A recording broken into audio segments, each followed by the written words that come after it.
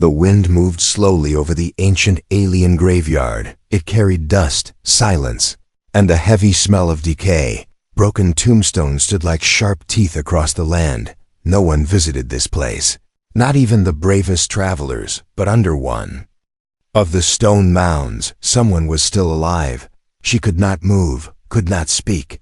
Her body was broken, paralyzed from the neck down.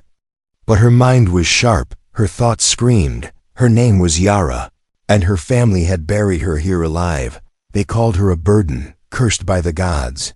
She was only 17 in Earth years, but to them, useless, so they left her with the dead, hoping she would become one of them.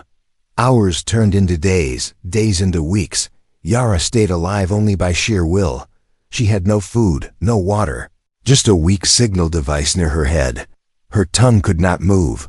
Her eyes were the only thing that worked. She blinked in patterns, trying to send a signal into space. Every second she hoped someone would find her, but no one ever did, until now, far above, in the sky filled with green clouds and rust-colored storms. A small human cargo ship lost control during a thunder event. The pilot, a man named Ray, was thrown off course. His ship hit a mountain, burned through trees, and crashed just outside the Forbidden's graveyard. Ray survived barely. He grabbed a flashlight, a scanner, and went looking for shelter and answers. He had never seen a place like this. The land felt cursed, filled with sadness and death. But Ray kept walking, his boots stepping on alien bones and glass like sand. Suddenly, his scanner beeped something alive just ahead. He froze, eyes narrowing. Was it a mistake? Some glitch? He followed the signal, heart pounding, and then he saw her. She was buried under 1/2 meter of stone fragments and gray cloth. Just the corner of her face peeked through the rubble. She looked pale, eyes open, unmoving. Ray leaned down, expecting a corpse, but then her eyes blinked. Once, twice, then again. Ray jumped back, shocked. "You're alive!" He gasped. She couldn't reply, only blinked faster. Ray dropped to his knees and began digging, stone by stone, bone by bone. He pulled her out. Her body was cold and still, but she breathed, weak but steady. He touched her cheek gently. "I got you," he whispered. "You're safe now." Yara's eyes filled with tears. Ray looked around. The sky turning dark. Night came fast on this planet, and graveyards were no place to be after sunset. He picked her up carefully, her body light as air. With her in his arms, he started moving toward a nearby structure, a broken mausoleum. Inside it smelled of dust and metal, but it had walls and a door. That was enough for now. He laid her gently on a slab and sat beside her. "Who did this to you?" he asked, knowing she couldn't answer. Yara blinked once, then looked away. Ray understood. Someone had betrayed her, left her to die. He turned on a heat lamp from his pack and set it near her body. "Don't worry, I'll get you help," he said softly. But outside, something growled. Ray grabbed his small plasma knife and stood guard at the door. The sound vanished, replaced by whispers, strange and unnatural. This was not just a graveyard. Something else was here. He looked back at Yara. Her eyes were wide, watching the door. Then she blinked 3 quick times. Ray didn't know what it meant, but it felt like a warning. He moved closer to her and spoke low. "I don't know what's out there, but I won't let it hurt you." She blinked again, slower this time, her way of saying thank you. The wind screamed outside, and something scratched the stone walls. Ray held his breath, knife ready. Whatever this planet was hiding, it wasn't finished with them yet, but deep inside, Yara felt something stir. A tiny spark in her spine, a warmth she hadn't felt in years. Maybe it was hope, maybe it was something more. But for the first time since being abandoned, she didn't feel alone, not anymore. Ray did not sleep that night. He sat beside the strange alien girl, watching her chest rise and fall. She had not spoken a single word, not even a sound. Yet her eyes had told him everything. She had been left here like garbage, and it made his blood boil. The wind outside never stopped howling. The broken mausoleum shook now and then, as if ghosts were passing by. Ray kept his hand on his plasma knife and one eye on the door. The girl was still too weak to move, but every time he checked on her, her eyes followed him. She was alive, alert, and watching. He had no idea who she was or what she could become. When the sun finally rose, the light brought little warmth. Ray stood up, stretched his arms, and looked around the ruined shelter. "I need to find food," he muttered. "And water, too." He knelt beside the girl and gently whispered, "I'll be back soon, okay? Don't blink too fast while I'm gone." To his surprise, her eyes blinked once. Slow and calm. Outside, the graveyard looked worse in the daylight. Shattered statues, twisted metal, alien bones covered in moss. Ray searched through old alien tombs and fallen gravestones. His scanner found some small water pods buried in a collapsed tomb. He also found a thin container of dry nutrient paste. It smelled awful but was still good. When he returned, she was still there, untouched, relieved. He sat beside her and opened the paste. He touched a tiny bit to her lips, unsure if her body could even eat. Her eyes blinked slowly, and then she made the smallest sound, a breath, a soft click from her throat. Ray looked at her face, surprised. "You can make sounds?" he asked. She tried again, but her throat failed her. Still, the attempt gave him hope. He gave her a few drops of water using a small straw. Her throat moved, just barely trying to swallow. Hours passed, and the warmth of the sun began to fade. Again, Ray adjusted her cloth wrap, keeping her body covered. He sat beside her and spoke softly. "You need a name," he said. "Unless you already have one." She blinked once. "All right, maybe I can guess," he said with a tired smile. He pulled out his portable translator device, the one meant to read alien tech and writing. He activated it and held it near her head. "Maybe it can pick up your brain signals," he whispered, hoping for a miracle. For a long moment, nothing happened. Then the device beeped, and a single word appeared on the screen. "Yara." Ray read the word out loud. "Yara." The girl blinked twice fast, then once slow. That was it. That was her name. "I'm Ray," he said, pointing at himself. "Ray." Yara's eyes blinked slowly again. A soft hum escaped her throat. Barely more than air, still, it was something. As night returned to the alien graveyard, the cold came with it. Ray used scraps of broken tomb banners to build a small fire near the wall. He placed Yara closer to the warmth, always careful. The strange sounds returned in the dark, the whispers and scratching. But they were louder now, closer. Ray didn't sleep again.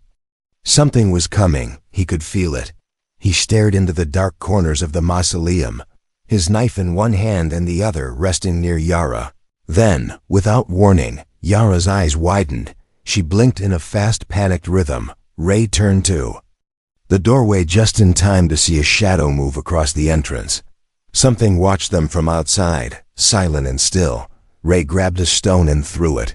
The shadow vanished, but the air felt heavy now, as if the dead were angry. Yara tried to make a sound again, her eyes full of fear. Ray touched her forehead gently and whispered, "I won't let them take you." Outside, the whispers turned into soft growls, in a language Ray couldn't understand. He pushed a slab of stone against the entrance and backed away. He knew they were trapped, but he didn't care.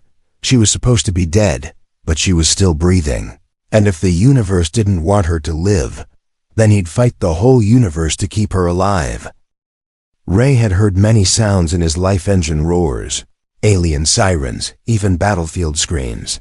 But he had never heard the kind of whispers now floating through the dark. They didn't sound like words, not exactly. They sounded like thoughts, like voices trying to sneak directly into his head. He pressed his back to the wall of the broken tomb, his eyes fixed on the doorway. The stone slab he had pushed earlier now trembled slightly. Something was on the other side. It wasn't just watching anymore. It was waiting. Yara lay still on the cold stone behind him, but her eyes were wide, locked on Ray's face. Her pupils shook, glowing faintly in the dark. Then something strange happened, small sparks danced at the edges of her temples, like flickers of blue light trying to come alive. Ray saw it from the corner of his eye. He crouched beside her and whispered, "Are you doing that?" Her eyes blinked twice, sharply. A thin hum escaped her mouth, no words, but full of warning. Ray turned his gaze to the doorway again. The stone slab began to move, not pushed, not broken, but melted. A dark mist crept around its edges, crawling. Like fingers, Ray's heart pounded as the temperature in the room dropped. His breath became fog, and even the fire he had lit began to dim. He gripped his plasma knife tighter. But what could a blade do against smoke and whispers? Then Yara blinked once long and slow, her eyes glowing brighter. Suddenly, the mist froze in place, like time had stopped for it. The doorway shimmered, and then nothing. The air cleared. The whispers vanished. Silence returned. Ray stood frozen, staring at the door. What was that? He whispered, mostly to himself. He turned back to Yara, who looked more exhausted now. The glow in her eyes faded, and the sparks disappeared. He said, amazed, "You protected us." She didn't blink, but a soft breath left her lips like a tired sigh. Ray sat down beside her, confused and shaken. "She has powers," he muttered. "She just doesn't know how to control them." He looked at the translator device again, wondering if it could say more. He held it close to her and asked, "Why did they leave you here?" For a long time nothing happened. Then the screen blinked to life, slowly printing one word at a time. Defective, burden, unwanted. Ray stared at the words. FIST's clenched. "She's not defective," he said out loud. "She's a miracle." He grabbed a blanket from his pack and covered her more carefully. "We'll get out of here," he promised. "I'll carry you across this cursed land if I have to." The next morning came slowly. No sun broke through the thick clouds, but the darkness lifted just enough. Ray stepped outside with caution. Scanning the area, the graveyard was quiet again, too quiet. He returned to Yara and packed what little gear he had left. Then he lifted her gently into his arms. She was light, but not weightless. Her body still didn't respond to touch or movement. Yet, he felt something else, a strange vibration in his chest, as if her presence carried an invisible force.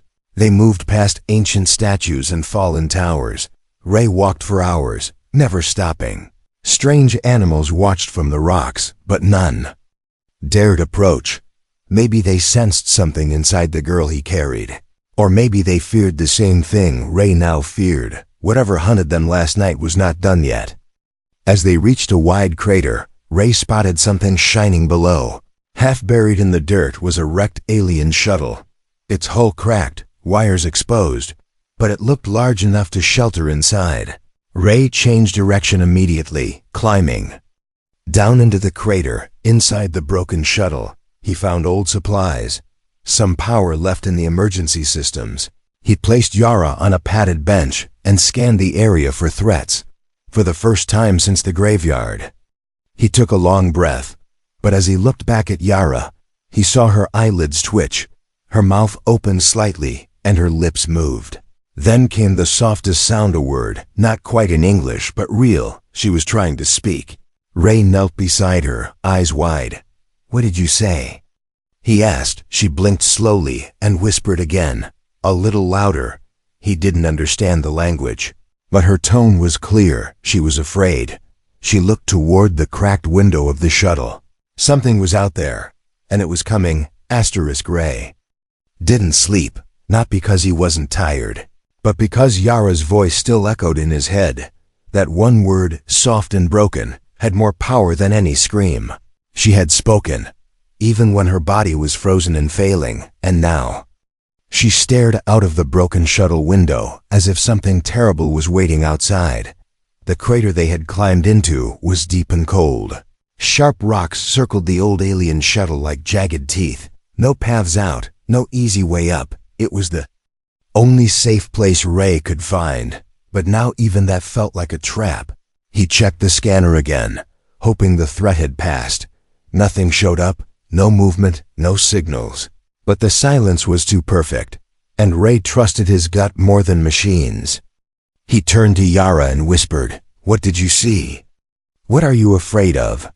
Yara blinked once, then closed her eyes tightly. Her body trembled slightly, the first sign of movement from her limbs. Ray leaned closer, holding her hand gently. "You're waking up," he said. "That's a good thing."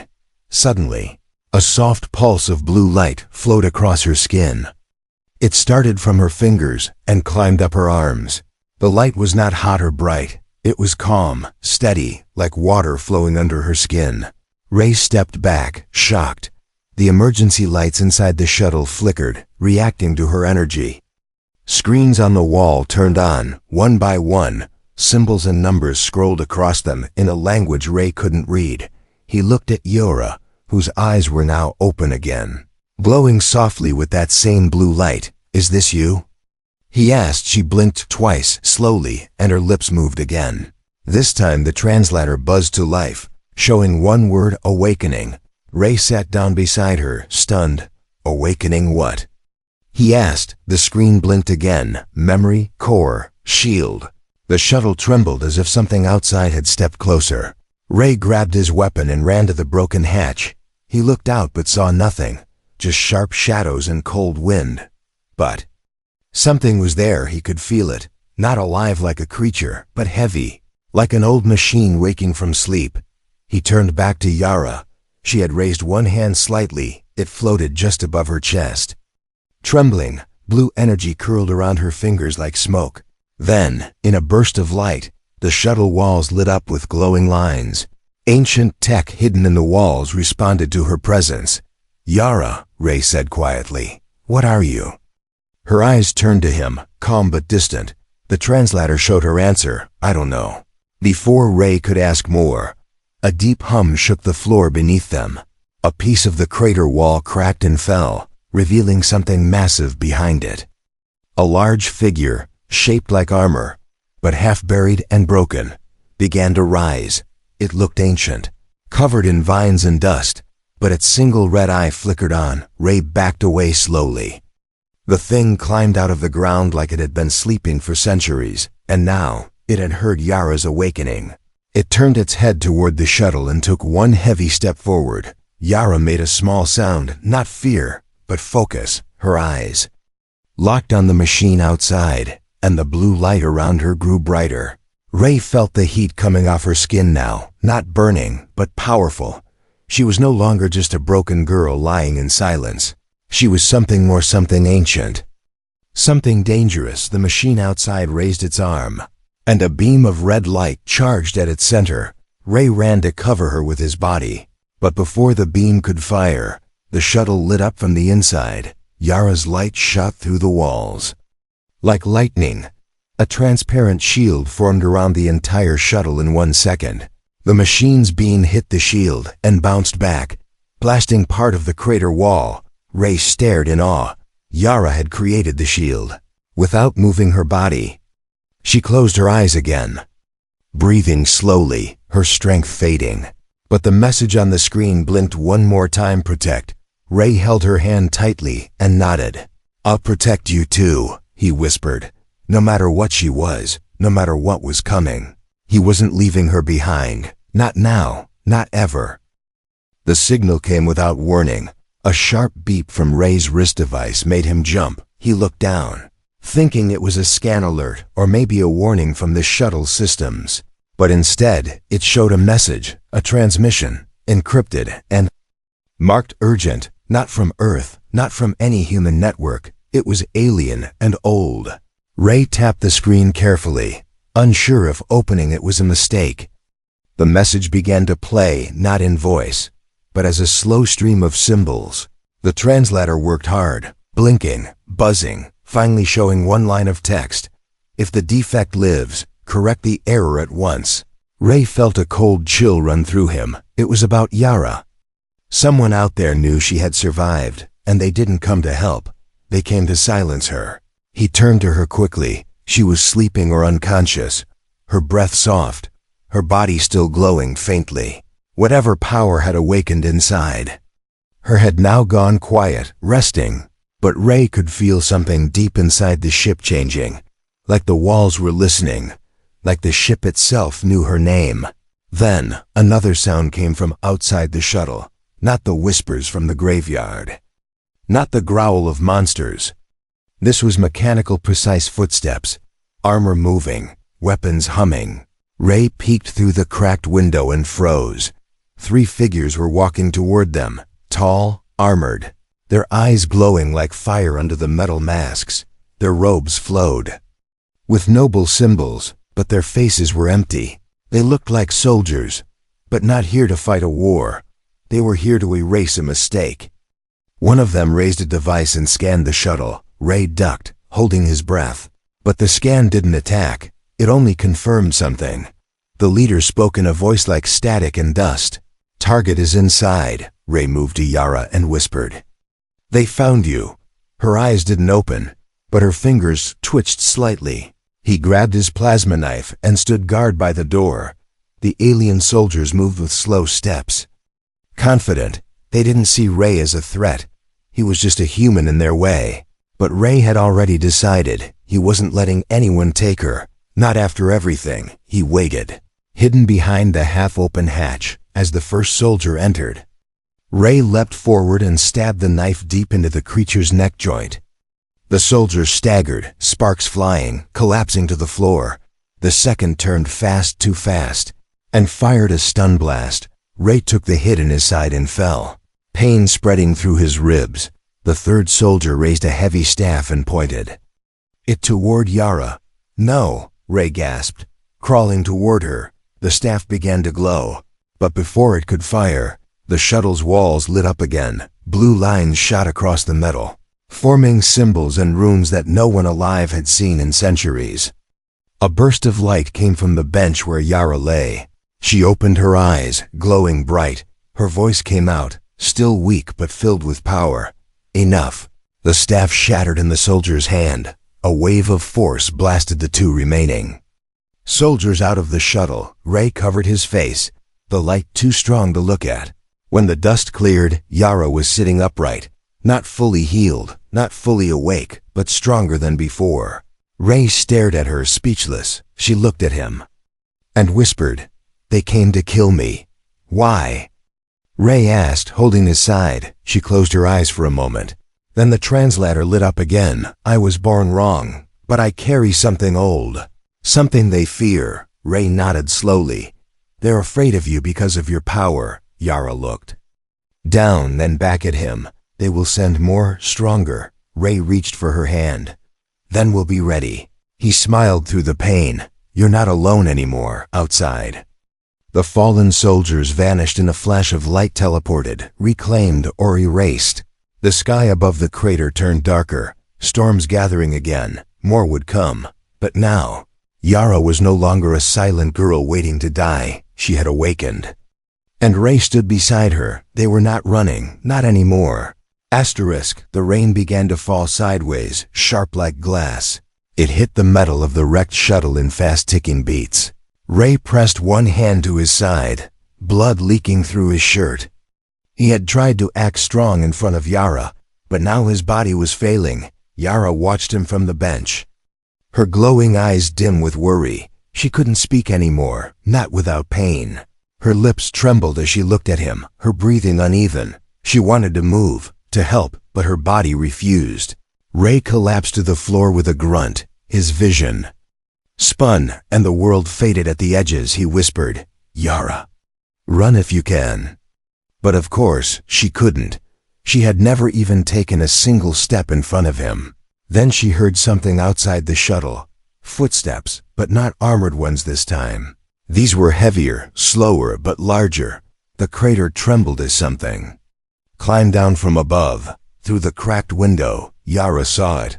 A beast.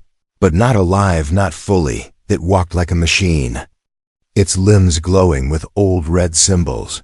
It had no face, only a mouth filled with metal teeth. It was not hunting her, it was hunting Ray. She tried to scream, but her voice was gone. She looked down at her fingers, willing them to move. Nothing. She focused harder, teeth grinding, eyes watering. Just one twitch, one breath.